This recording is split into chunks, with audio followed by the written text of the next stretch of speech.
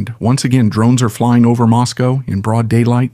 Why this is happening and what they hit, we'll see in the situation report. June 16, 2026. We are in the 5th year, and this is day 114 since the start of the full-scale invasion. Welcome to the situation report. In today's report, we will look at attacks on Moscow. We will also look at what Ukrainian soldiers and Russian soldiers are currently doing near Kostiantynivka.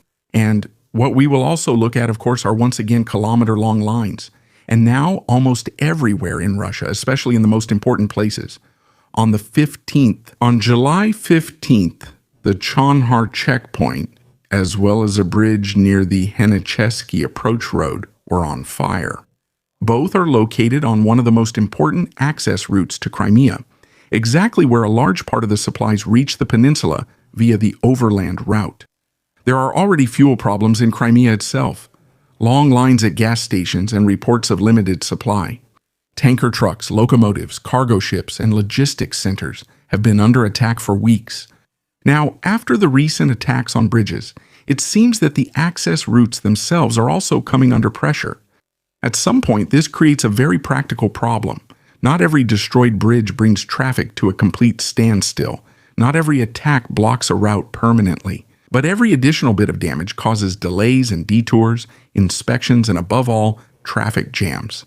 And logistics depend on throughput. When thousands of tons of fuel, ammunition, and supplies have to be moved every day, attacks like this are enough to make themselves felt along the entire supply chain. That's why I wouldn't view this attack in isolation. It fits very well with the other strikes against Russian logistics that we've been observing here for almost a month now. But there have been important attacks not just here, but also on an important bridge in Novoazovsk. The bridge is located on the R280 road, which connects Mariupol with Taganrog, making it one of the most important Russian supply routes in the south. Anyone who regularly follows my reports will already know this road. Much of the supply traffic between Russia, the occupied territories in southern Ukraine, and parts of Crimea moves along this corridor. That's why bridges along this route are especially valuable, not necessarily because a single hit would paralyze all logistics, but because every damaged crossing slows down traffic and increases the pressure on the remaining alternative routes. And that's exactly what seems to have become very lucrative for Ukraine at the moment, which is why they're now starting to strike particularly hard here.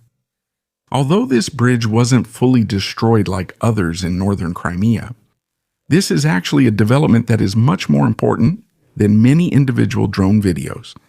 Because according to Bloomberg, Russian oil processing has fallen to its lowest level in about 2 decades. Russia continues to produce enormous amounts of crude oil, but what's crucial is not just the production, but what happens afterwards. Crude oil has to be transported, it has to be processed, and above all, it also has to be sold. Russian refineries, pumping stations, oil terminals, and other energy infrastructure have been under attack for months. Many facilities had to temporarily shut down operations, reduce production, or carry out repairs.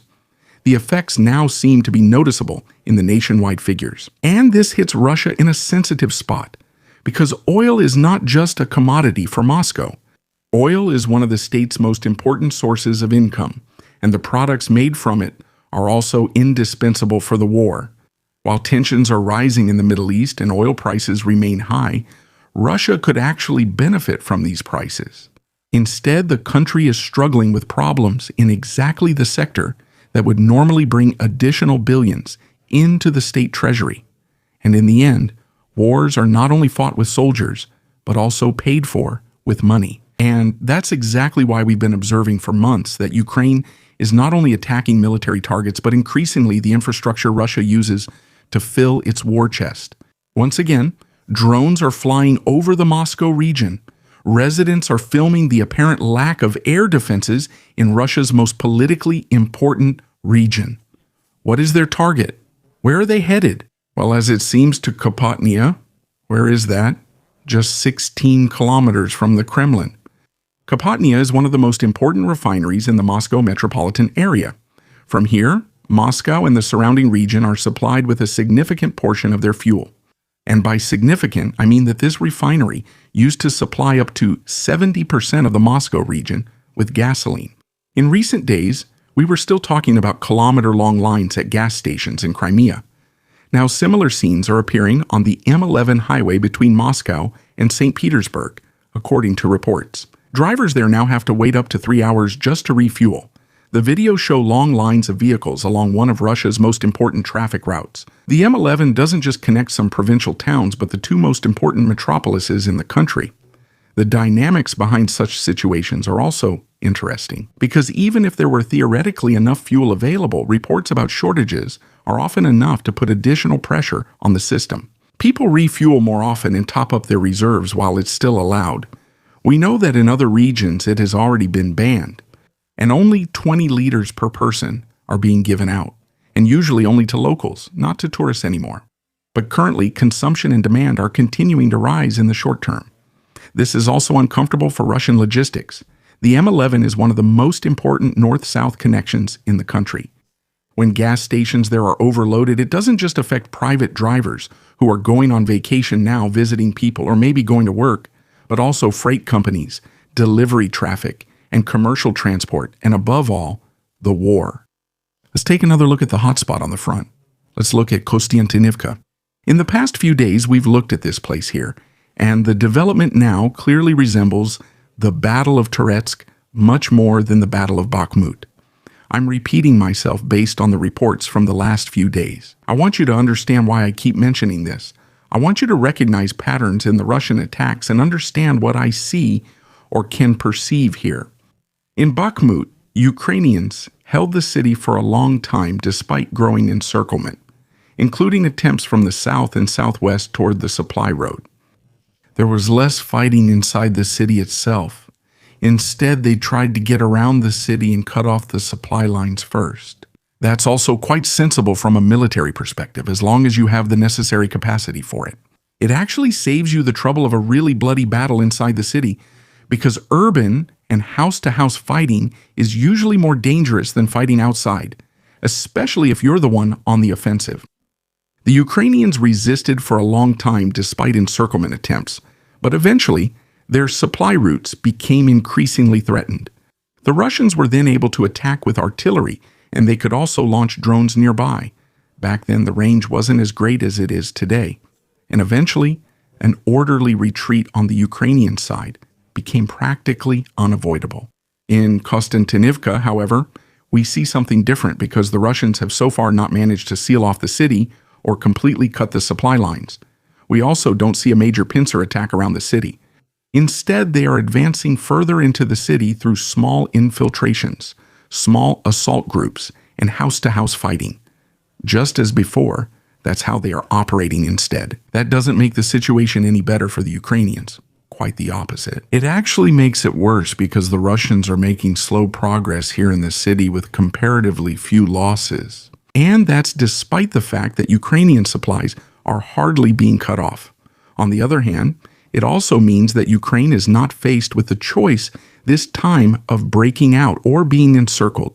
Instead, a slow, tough war of attrition seems to be developing, with individual districts being lost one after another, while the defense falls back to new lines.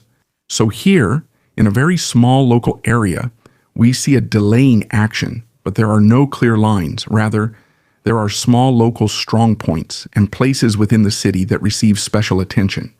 That's why the current development isn't surprising to anyone who's followed the front for months. The Russian advances south of the city, the fighting in the suburbs, and the increasing infiltrations have already indicated this direction for quite some time. Even if Russia should completely capture Kostiantynivka, and they might, that doesn't automatically solve the next problem. The Ukrainians still have the defensive lines in the area of Druzhkivka and Kramatorsk, so a bit further north, here at this point and here with Kramatorsk. That's actually the next major line of defense in the Donetsk region. And at the same time, fighting is still going on here at Chasiv. The battle isn't over yet, even though the Russians are once again launching a strong offensive here. For Russia, taking the city would be a major political win, but would not bring the operational breakthrough some observers suggest. Some even go so far as to post messages like this: Let me read one to you briefly. About the collapse of the front at Kostiantynivka. Hundreds of Ukrainian soldiers in captivity. A large-scale collapse of the Ukrainian front in the Kostiantynivka area is taking place. Entire units of the 5th Assault Brigade, along with other brigades, reportedly surrendered en masse from exhaustion and shortages of water, food, and ammunition.